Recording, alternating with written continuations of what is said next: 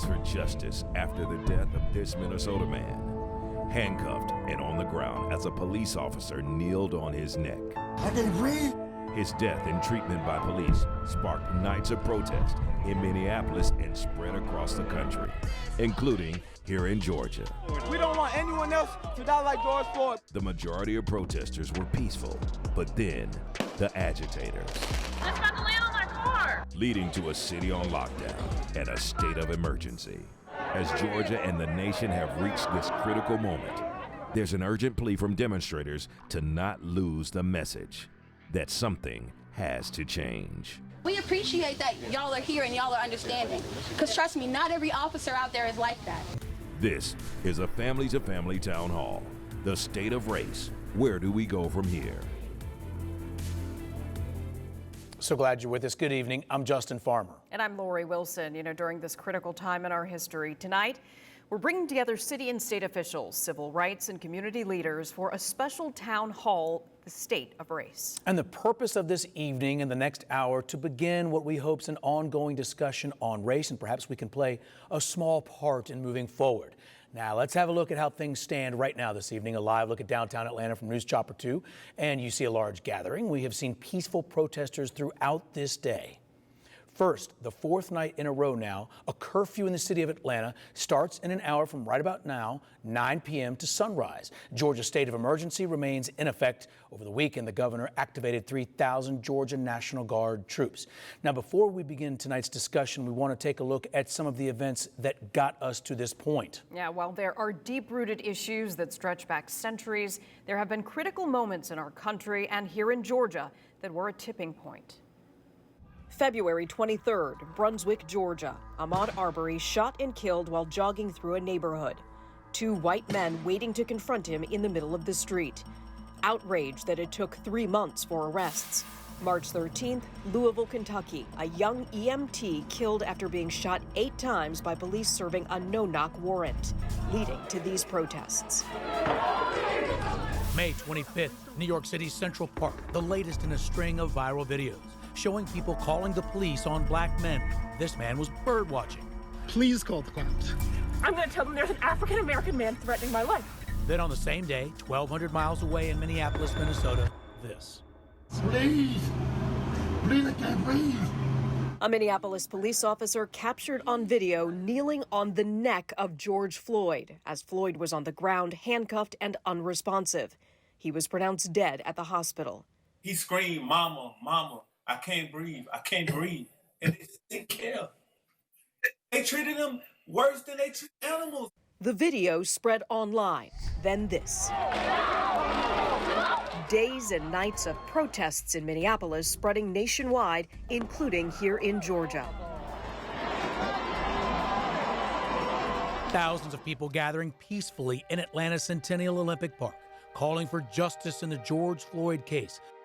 Ahmaud Arbery, Breonna Taylor, and the list goes on. It's important to be peaceful so we can show them both sides. So we can show them that even though they are not peaceful in showing how they detest our skin and how we are and our greatness and our beauty and our power and strength, we'll still show them that we can be peaceful and be better than them. But for some in the crowd, days, months, years, even decades of tension reached its breaking point. Confrontations with officers, a police car torched, businesses vandalized and looted, and fires set throughout downtown Atlanta. We have to realize and understand that people are angry, and this is why they're doing it. Many of them do not know how to express their anger, and that's unfortunate. City leaders saying they have supported peaceful demonstrations from the get-go. But this impassioned message from Atlanta's mayor after Friday night's disruptions. This is not the legacy of civil rights in America. This is chaos, and we're buying into it. This won't change anything. We're no longer talking about the murder of an innocent man. We're talking about how you're burning police cars on the streets of Atlanta, Georgia. A powerful moment as Atlanta's Mayor Keisha Lance Bottoms was speaking, now standing by to join us live. Yeah, because of the coronavirus pandemic, tonight's town hall is a little different than usual ones, with all of us spread out in different locations for safety. Mayor Bottoms joins us now live via Zoom. Mayor, thank you so much for being here. We appreciate you. We've seen you as mayor over the last few days, as mama over the last few days. Can you give us a message tonight as to where we stand on this fourth day of curfew here in Atlanta? So first of all, thank you for having this very important conversation. And it is unfortunate that it's taken what we are witnessing in this country to make us recognize and to articulate the pain that all of us are feeling. So I appreciate the conversation and thank you for having me. Right now in Atlanta, we're taking it day by day, literally hour by hour. By and large, our protests, with the exception of Friday, have been peaceful protests. I'm very appreciative of that. And I know that it's in keeping with the legacy of Dr. Martin Luther King and the civil rights history of our great city. Our policy from the city of Atlanta perspective is that we do not arrest peaceful protesters. But what people have to understand is this is not an ordinary set of circumstances that we're dealing with, because it's not just our Atlanta Police Department officers who are on the streets right now. We have many state agencies, including the State Patrol and the National Guard, on our streets.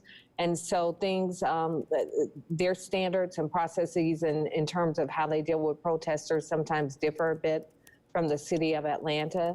But as with the entire public, we will wait until 9 o'clock and we will see what happens this evening. And how important is it, Mayor? You know, there's been a lot of talk about there being bad actors that came in, right? We saw so many peaceful protesters, but people from out of state. I know the intelligence community is still working on that piece of the puzzle, but how important is it to kind of make that differentiation between the peaceful protesters and then those that came just to do harm to our city?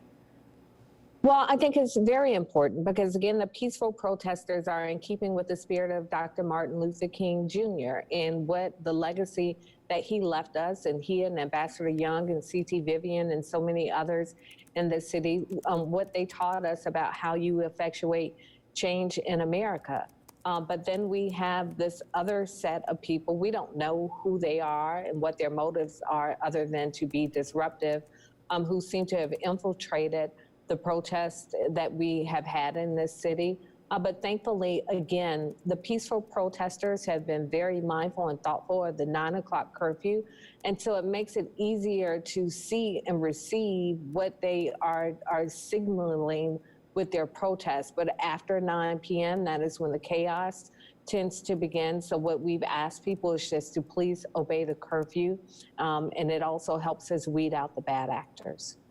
Mayor Bottoms, you and I are both born and bred Atlantans, and we've both seen an awful lot over the decades, different experiences, and there's no question about that. And so I ask you, what comes to mind when you think about moving forward for all Atlantans? Most of us can agree we love this city and we want it better for ourselves and our children and our kids' kids. Talk to us, if you would, please. What comes to mind in the last 72 hours or so of your life as a leader and a mom and a citizen as it comes to moving forward? Justin, I've had such a range of emotions, as we all have had, but I've been reminded of several things in our history. One, for me personally, I've thought about my family's history in our city. My grandmother's grandparents came from a slave plantation in Crawfordsville, Georgia. And I've been told that my grandmother's grandfather served in Congress during Reconstruction.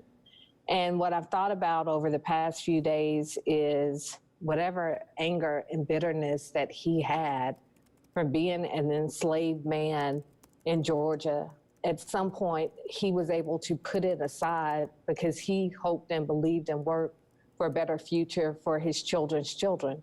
And I stand on that. And if he could put aside that hurt and that bitter and anger, then surely I and we can too.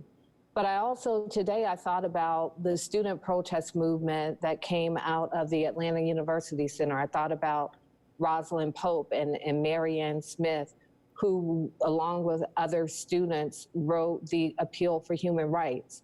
So they took that anger, they took their thoughts and they were able to succinctly put it on a piece of paper and articulate what their grievances were and what they wanted to see in return. And I think that is the turning point that we have to make with this movement that we're seeing happening in America right now. It's incumbent upon us to articulate what our point of satisfaction is. I know that nobody wants to see another innocent man or woman killed, but beyond that, what is it that will satisfy us as a people and as a country? And I think that's where the real work has to be done. And Mayor, let's talk about alliances. Are you seeking some now? Because this town's always been on the cutting edge when you think about Ivan Allen, for example, getting white Atlanta, as it was called then, and the business leaders then to come together. And he said, you guys, we're going to mess up this whole town if we don't get together and create alliances. Do you see some of that emerging now? But it's who we are as a city, Justin. I know you know that. Even today, just before coming on, I was reading the AJC article about the businesses in Atlanta, the Home Depot, Delta Airlines, Coca-Cola Company, UPS, all who have articulated and done something tangible to say that they support social justice movements in our country and are doing something tangible to show their support. That's who we are as a city. And it's, as Ambassador Young always describes it, as the Atlanta way. We have a way of doing things differently here.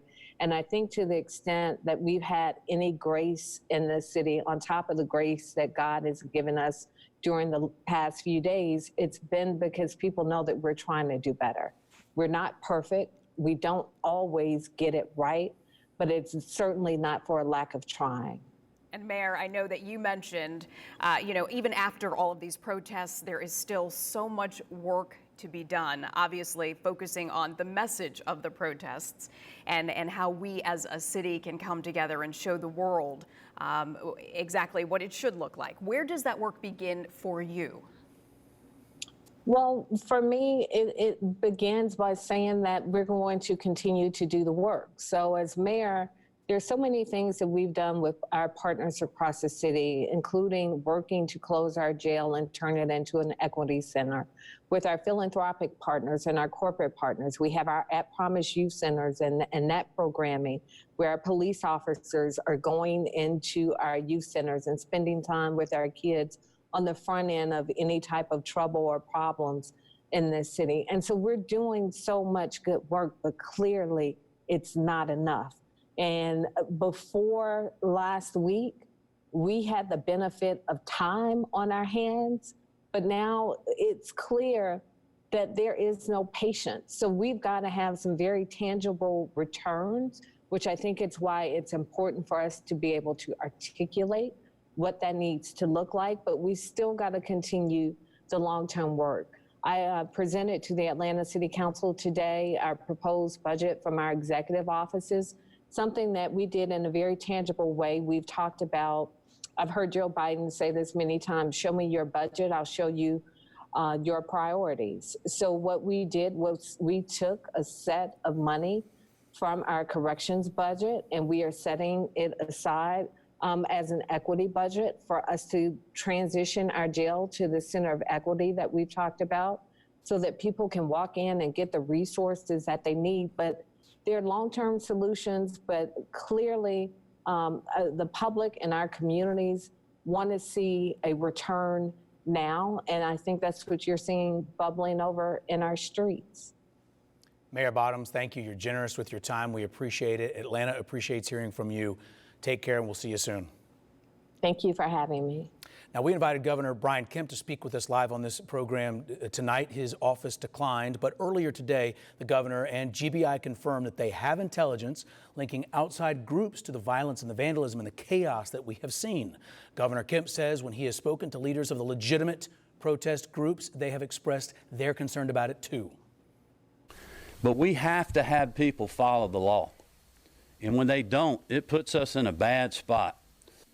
And when you have unruly people that are mixing in, and you see them on camera loading rocks in their backpack, loading wood in their backpack, in that same area by the Capitol where we had to shoot tear gas because a car was parked jackknife in the middle of an intersection, and the guy got out and is standing up on the hood of the car, creating disruption. And then people in the background are putting on additional clothing. They're stealing cones off the street to direct traffic so that when the tear gas goes out, they can sit the cone and pour a bottle of water on it to put it out. Those are not people here to peacefully protest. They are here to disrupt, to injure the men and women that are on the streets trying to keep the peaceful protesters safe. They're carrying around milk because they're not going to run when the gas hits and go home after the curfew. They're going to go pick the gas up and throw it back at the law enforcement officials. It simply would be doing nothing if they had abided by the curfew. Our conversation is just getting started. Ahead, more live discussions with local civil rights leaders, including Reverend Bernice King. And the latest on this controversial incident involving Atlanta police and 2 local college students. It's raising new questions about police training and techniques. The State of Race. Where do we go from here? Is a family-to-family special, a partnership with Georgia Natural Gas